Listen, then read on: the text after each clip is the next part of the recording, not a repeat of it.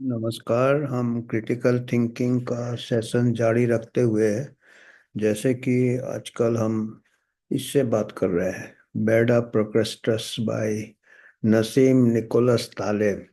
इनका जो main theme है, ये प्रोक्रेस्टस है, ग्रीक मैथोलॉजी में कई सालों पहले कोई कैरेक्टर है, बताया काल्पनिक ही होगा, जो कि एक लोहे का बिस्तर था उसके पास। और जो भी मेहमान आता था वो उसी बिस्तर में उसको ठूसता था। फिट होना मांगता, लंबा होने से काटना है, नाटा होने से खींचना है।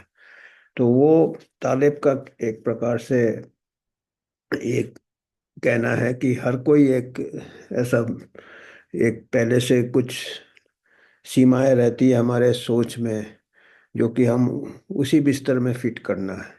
जो बिस्तर हमारे पास है, मतलब उसके पास तो लोहे का बाहर था, हमारे पास अंदर है। हम अपने नज़र से हर चीज़ को देखते हैं, और उसी में जो भी कुछ होता है हम उसी से उसको सुलझाने की कोशिश करते हैं, या समझाने की कोशिश करते हैं, या समझने की कोशिश करते हैं, जो भी है।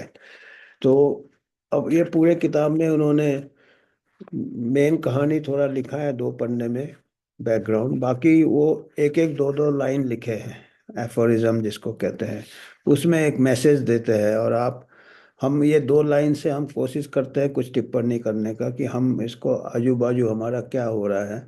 ये मैसेज उनका जो किस तरीके से हम इसके ऊपर सोच सकते हैं, 1 2 लाइन में वो बहुत डीप संदेश देते हैं, गहरा संदेश देते हैं हमको। तो ये आज का जो है उन्होंने लिखा है, मैं इसको टिक कर देता हूँ कि जो जो मैं करता हूँ फिर दोबारा नहीं करे।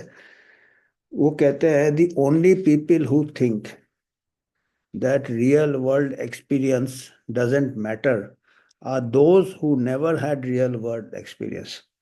ये कहना है कि वही लोग जिनको खुद का कोई तजुर्बा नहीं होता है, अनुभव नहीं होता है असली दुनिया का, जो कि ग्राउंड में जिन्होंने काम नहीं किया है, वही लोग सोचते हैं कि ये अनुभव का कोई मायने नहीं रखता है, या तजुर्बे का मायने नहीं रखता है। जो लोग ऐसा सोचते हैं उनको खुद को कभी कोई अनुभव नहीं है, ना ही कोई तजुर्बा है। मतलब है कि जो लोग सोचते हैं कि अनुभव से कोई आदमी कुछ सीखता नहीं है, उन्हीं लोग ऐसा सोचते हैं जिनका खुद का कुछ अनुभव नहीं है। मतलब ये क्या कहना चाहते हैं, जो एक किताबी ज्ञान वाले होते हैं, जो बड़े बड़े एकेडमिक्स प्रोफेसर, या और अभी तो और ये बात यह है कि उधर बैठे हुए हैं वेस्टर्न कंट्रीज में, WHO में, गोरे चमड़े, उधर उन्होंने कोई संक्रामक बीमारी देखा नहीं है। वो किताबी है, मैथमेटिकल मॉडल, लैपटॉप, प्रोजेक्शन, उससे ये हम तो उनको लैपटॉप एपिडेमोलॉजिस्ट कहते हैं, या महामारी विशेषज्ञ कहते हैं, जिन्होंने जमीन में कभी गए नहीं इन्वेस्टिगेट करने, न कर रहे हैं, और उधर से आदेश दे रहे हैं, और हम उनका आदेश फॉलो कर रहे हैं। वहां से जाके हमारे लोग जाके इन्फेक्शियस डिजीज सीख के आते, कहाँ से? अमेरिका से और UK से, जहाँ पे वहाँ पे इन्फेक्शियस डिजीज होता नहीं। हमारे यहाँ सब कोई भी डॉक्टर को पूरा अनुभव है इन्फेक्शियस डिजीज का, फिर भी भरोसा नहीं होता है, या भरोसा होता भी तो उनकी बात कोई सुनता नहीं है, उधर की बात सुनते हैं। जिनको कोई तजुर्बा नहीं है, जिनको खाली किताबी ज्ञान है, और मैथमेटिकल मॉडल बनाते हैं और प्रोजेक्शन करते हैं, और पूरा देखा महामारी में कितना कुछ हुआ।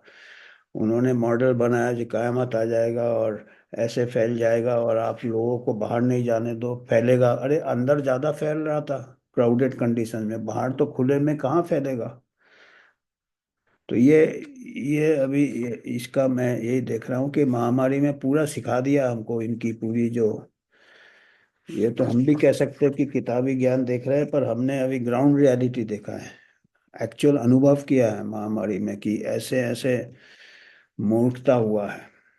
कैसे मूर्खता हुआ है, उन लोगों को सुना है हमने जिन लोगों का ग्राउंड एक्सपीरियंस नहीं है, जिन लोगों को तजुर्बा नहीं है। हमारे यहाँ हर डॉक्टर को तजुर्बा रहता है, पर पता नहीं क्यों मुंह बंद करके हम सब उनकी बातें सुनते रहते हैं। और ये अभी चल रहा है, अभी पेंडेमिक टीटी का चल रहा है, वो कुछ गाइडलाइन बनाएंगे, उधर से वो देंगे, उधर से कोई WHO में बैठ के बोलेगा महामारी हो गया है, स्विच ऑन स्विच ऑफ, और यहाँ पे भागा दौड़ी।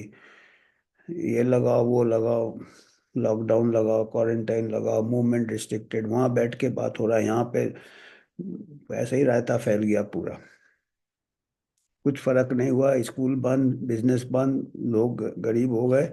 क्योंकि उन लोगों ने जो कि सोचते हैं कि जो तजुर्बा है जिनके पास, उनकी बात कोई सुना नहीं। और खाली हमारे देश में ही ऐसा नहीं हुआ, वहाँ पे भी कई डॉक्टर थे, यूरोप में कई डॉक्टर थे, अमेरिका में, जिन्होंने अपने तजुर्बे से, ये बीमारी हल्का ही था, उनको मालूम है कि इनमें खाली जो बुजुर्ग थे उनका थोड़ा केयर लेना था, बाकी यंग पीपल को कुछ नहीं हो रहा था, रिकवरी हो रहा था 99.99%। देख रहे थे डॉक्टर, कह रहे थे, कोई उनकी बात नहीं सुन रहा था।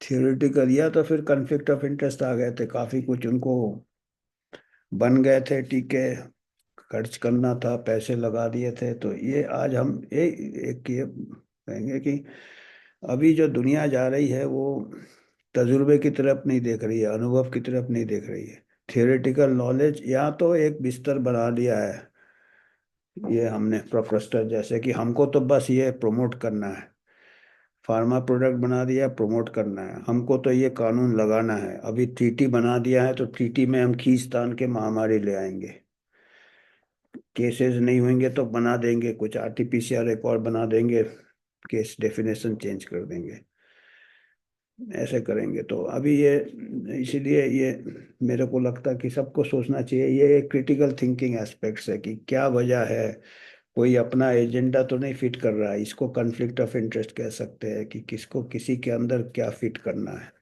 तो आज हम यहीं रुकते हैं, धन्यवाद।